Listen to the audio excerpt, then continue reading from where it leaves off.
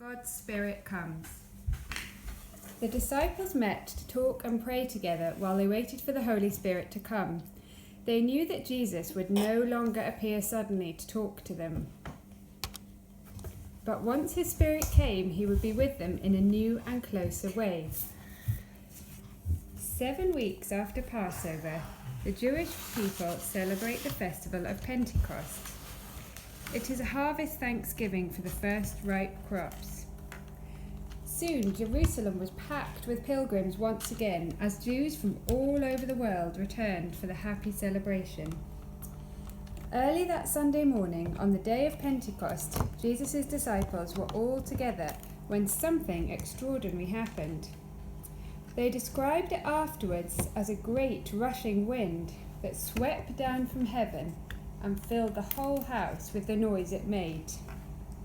Then, separate little tongues of flames settled for an instant on every person there.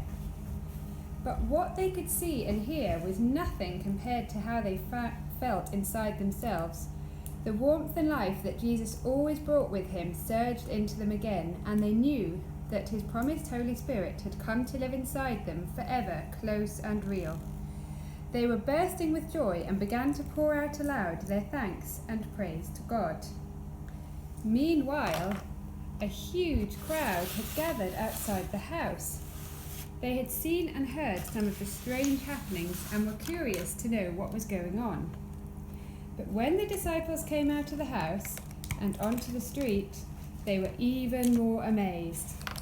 Everyone there, whatever country they were from, understood perfectly what the disciples were saying as they praised and thanked God for his wonderful gift to them. Whatever can have happened to them, the people asked one another, but some of the bystanders were not impressed. They've just been drinking too much wine, they said. Peter made up his mind to explain.